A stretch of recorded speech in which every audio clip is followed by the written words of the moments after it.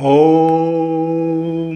भूर्भुवः स्वः तत्सवितुर्वरेण्यं भर्गोदेवस्य धीमहि धियो यो नः प्रचोदयात्। ॐ त्वमेव माता च पिता त्वमेव बन्धुश्च सखा त्वमेव विद्या द्रविणं त्वमेव सर्वं मम देवदेव। ॐ असतो मा सद्गमय तमसो मा ज्योतिर्गमय मृत्योर्मा अमृतं गमय। या कुन्देन्दुतुषारहारे धवला या शुभ्रे वस्त्रावृता या वीणावरदण्डमण्डितकरा या श्वेतपद्मासनं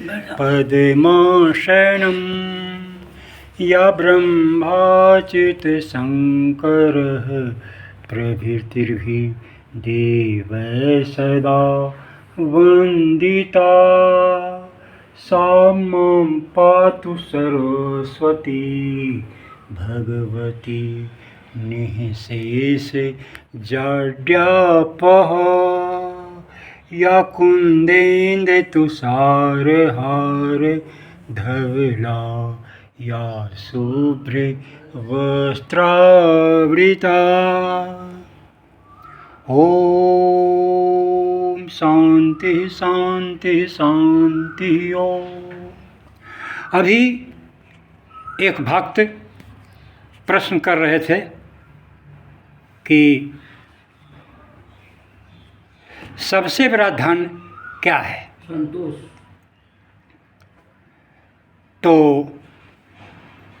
सबकी नज़र में यही देखा गया कि सबसे बड़ा धन रुपया पैसा सोना चांदी ज़मीन जायदाद यानी संपत्ति ही है।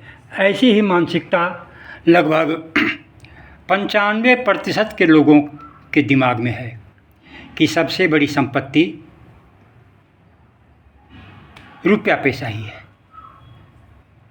और ऐसी बातें ही बड़े बड़े विद्वान लोग, ज्ञानी जन, पहुँचे हुए लोग भी समाज में प्रसारित किया करते हैं। और यदि नहीं भी करते हैं तो उनकी भावना से पता चलता है कि उनका ध्यान संपत्ति पर ज़्यादा है। तो साबित हो जाता है कि सबसे बड़ा धन रुपया पैसा ही है।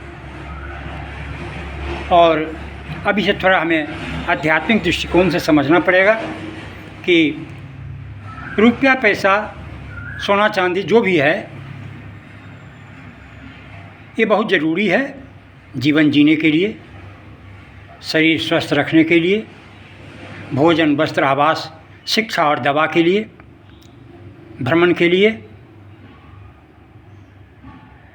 लेकिन इससे आगे बढ़कर जब हम अध्ययन चिंतन मनन करते हैं आध्यात्मिक दृष्टिकोण से, तब पता चलता है कि स्वास्थ्य ही सबसे बड़ा धन है। स्वास्थ्य है तो आपके पास रुपया कमाने की क्षमता भी है। स्वास्थ्य नहीं है, आप बीमार हैं तो आप भूखे मर सकते हैं, ज़मीन जायदाद बिक सकता है, बर्बाद आप हो सकते हैं। इसलिए सबसे बड़ी संपत्ति स्वास्थ्य है।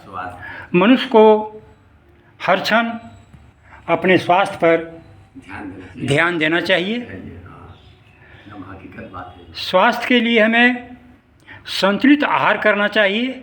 आहार में कमी नहीं, दूध, तरह तरह की सब्जियां, दाल, तरह तरह के अन्न बदल बदल कर खाना चाहिए। ऐसा नहीं कि भोजन में हम कंजूसी करें। भोजन में कंजूसी करोगे तो डॉक्टर के यहाँ पैसा देना पड़ जाएगा, 10 लाख 20 लाख और भी दे सकते हो, जीवन भी जा सकता है। लेकिन भोजन जब तुम संतुलित आहार करते रहोगे, मौसम के अनुसार, ऋतु के अनुसार, ज़रूरत के अनुसार, तो डॉक्टर के यहाँ जाने की ज़रूरत नहीं पड़ेगी और वो पैसे बचेंगे तुम्हारे पास। और तुम्हारे पास जब तुम्हारा शरीर स्वस्थ रहेगा तो तुम्हारे पास उमंग रहेगा, भीतर से एक आनंद का भाव तरंग पैदा होता रहेगा। कब? जब तुम्हारा शरीर स्वस्थ है और तुम आध्यात्मिक अध्ययन चिंतन मनन भी करते हो। यदि शरीर स्वस्थ है और अध्यात्म से हम दूरी बनाए हुए हैं, अपने शरीर पर ही गुमान किए हुए हैं कि मैं तो स्वस्थ हूँ, मैं बीमार नहीं पड़ता हूँ, तो ये भी एक प्रकार की मानसिक बीमारी पैदा कर देगी। क्योंकि तुम्हारा शरीर स्वस्थ हुआ भोजन से, तुम्हारी काया जो है भोजन से स्वस्थ, लेकिन मस्तिष्क को स्वस्थ रखने के लिए अध्ययन चिंतन मनन जरूरी है, संतों की संगति जरूरी है। तभी मन प्रसन्न रहेगा, आत्मा जगेगी और जीवन शांति से गुजरेगा।